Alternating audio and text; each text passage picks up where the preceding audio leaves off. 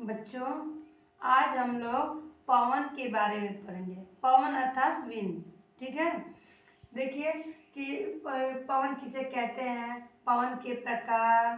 पवन के मेन 3 प्रकार होते हैं, अस्थायी या प्रचलित, ये है मौसमी पवन है, अस्थायी पवन है। तो इन तीनों के पवनों के बारे में हम डिटेल से पढ़ेंगे और डायग्राम के द्वारा समझेंगे कि ये पवने कहाँ से कैसे चलते हैं। तो चलिए स्टार्ट। और इसमें हम लोग और भी पढ़ेंगे, जैसे फेरल का नियम पढ़ेंगे, इस टॉपिक से संबंधित कुछ इम्पोर्टेंट क्वेश्चन पढ़ेंगे। फिर इसके बाद विश्व में स्थानीय यानी कि ये पवने जो ये सबसे मोस्ट इम्पॉर्टेंट होते हैं, जैसे हर जगह पे इन पवनों का नाम अलग अलग होता है। तो ये देखेंगे कि विश्व में कहाँ कहाँ स्थानीय पवने पाए जाते हैं। तो चलिए स्टार्ट करते हैं। पवन, पवन इसको इंग्लिश में कहते हैं विंड। देखिए, वायु सदैव उच्च दाब क्षेत्र से निम्न वायु दाब क्षेत्र की ओर चलती है। पृथ्वी के धरातल के निकट वायु की क्षैतिज गति को हवा या पवन कहते हैं। अर्थात जान लीजिए कि पवन जो है वो हमेशा क्या कहता है कि हाई प्रेशर एरिया से लो प्रेशर एरिया की तरफ चलता है। ओके, ये देखिए पवन के प्रकार, टाइप ऑफ विंड। पवन मुख्य रूप से 3 प्रकार के होते हैं। वैसे तो बहुत सारे पवन हैं, लेकिन मेन 3 टाइप के हैं, 3 टाइप के। अब देखिए, फर्स्ट है आपका अस्थायी या प्रचलित पवन, जिसे हम इंग्लिश में कहते हैं परमानेंट विंड। दूसरा हमारा है मौसमी परमानेंट यानी मानसून विंड जो है आपका। फिर आपका है स्थानीय पवन है यानी लोकल विंड। तो चलिए हम इसे एक एक को बारी बारी आराम से समझते हैं। फर्स्ट देखिए हमारा ये वाला अस्थायी या प्रचलित पवन, जिसे हम कहते हैं परमानेंट विंड। पृथ्वी के विस्तृत क्षेत्र पर एक ही दिशा में वर्ष भर चलने वाली पवन को अस्थायी या प्रचलित पवन कहते हैं, जिसे हम परमानेंट पवन कहते हैं। देखिए, यह 3 प्रकार के होते हैं। फर्स्ट है व्यापारिक पवन है, ट्रेड विंड्स, और दूसरा है हमारा पछुआ पवन, वेस्टर्ली विंड। तीसरा है हमारा ध्रुवीय पवन, पोलर विंड। इन तीनों को थोड़ा डिटेल से समझ लेते हैं डायग्राम के थ्रू। ठीक है, चलिए पहले ये तो जान लेते हैं कि व्यापारिक पवन कहते किसे हैं। देखिए, उपोष्ण उच्च वायु दाब से भूमध्य रेखीय और निम्न वायु दाब की ओर व्यापारिक पवनें चलती हैं, उन्हें कहा जाता है व्यापारिक पवनें। जैसे ये चलती कहाँ से है, ये है आपका भूमध्य विषुवत रेखी, ठीक है, बेल्ट, जो कि आपका वहाँ से 30 डिग्री ऊपर यानी उत्तर साइड और 30 डिग्री नीचे यानी कि दक्षिण दिशा में ये पवनें चलती हैं। यहाँ से यहाँ तक और यहाँ से यहाँ तक ये पवनें जो चलती हैं, ये इधर से ऐसे आती हैं,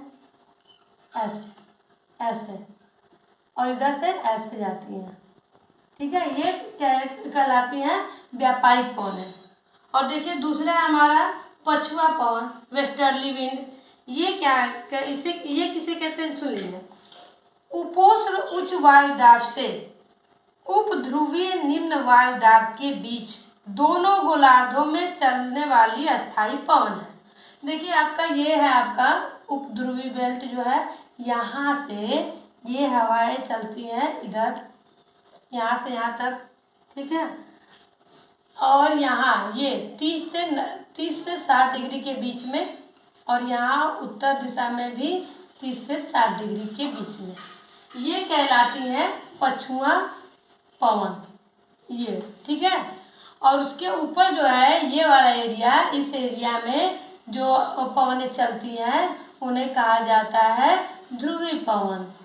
ठीक है, तो आपको समझ में आया कि जो इक्वेटर है उसके 30 डिग्री इधर और 30 डिग्री इधर हो गया आपका व्यापारिक पवन है, और ऊपर से 30 से 60 डिग्री और नीचे दक्षिण दिशा में 30 से 60 डिग्री ये हो गया आपका पछुआ पवन है, और ऊपर 60 डिग्री से 90 डिग्री तक, और यहाँ नीचे दक्षिण दिशा में 60 डिग्री से 90 डिग्री तक ये हो गए आपके ध्रुवीय पवन है।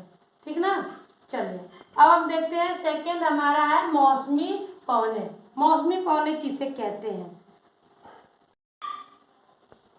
मौसम या समय के परिवर्तन के साथ जिन पवनों की दिशा बदल जाती है उन्हें मौसमी पवन कहा जाता है। जैसे आप एग्जाम्पल के थ्रू ले लीजिए, स्थली या सागरी समीर। ये जो होता है आपका, ये भी आप एक डायग्राम के थ्रू समझ लेंगे तो काफ़ी बेटर रहेगा। देखिए ये है आपका, मान लीजिए सागर समुद्र है, और ये आपका स्थल है, मान लीजिए ये है आपका स्थल। तो देखिए दिन के समय ये जो है स्थलीय भाग ये बहुत जल्दी गर्म भी हो जाता है और रात के समय बहुत ठंडा भी हो जाता है। तो यानी कि ये जो है दिन के समय गर्म और रात के समय ठंड हो जाती है।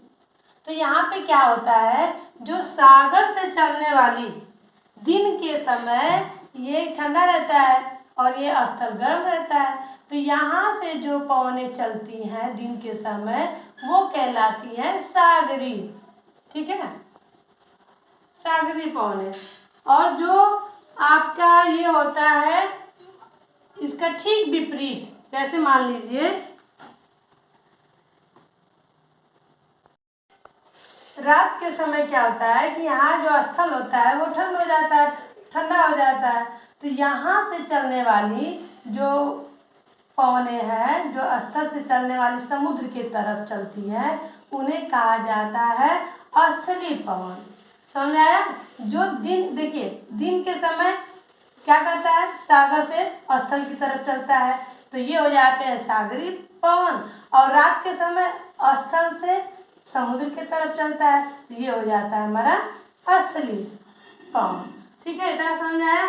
अब चलिए हम देखते हैं थर्ड हमारा स्थानीय पवनें, लोकल विंड।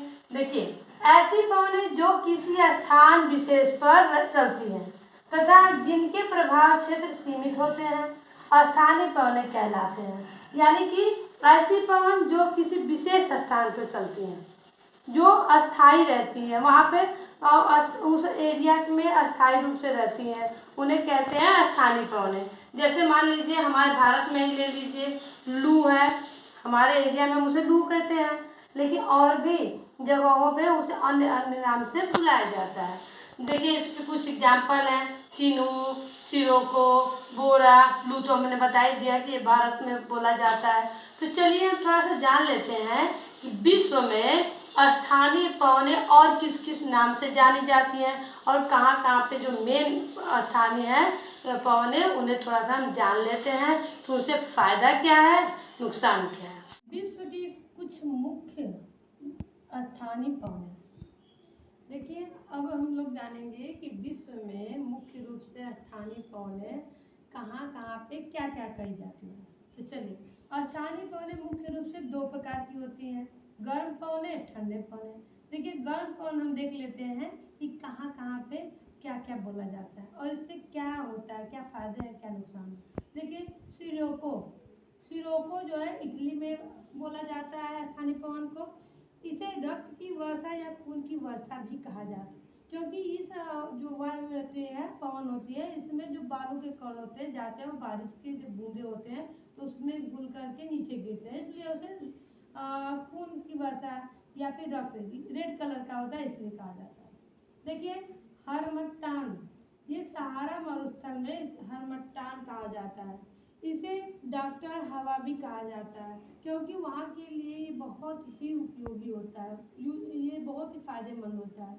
देखिए फान, स्विट्जरलैंड में फान कहा जाता है, यह अंगूर की फसल के लिए लाभदायक होता है।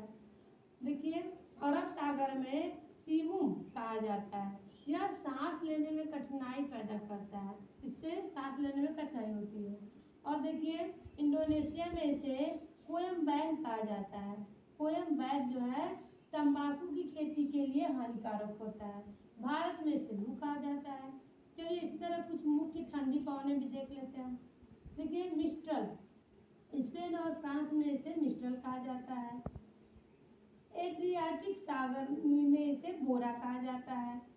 पंपास मैदान ब्राजील अर्जेंटीना में इसे पैम्पेरो कहा जाता है। कनाडा एवं साइबेरियाई क्षेत्र में इसे विलजार्ड कहा जाता है। तो ये रही हमारी विश्व की कुछ स्थानीय पवनें।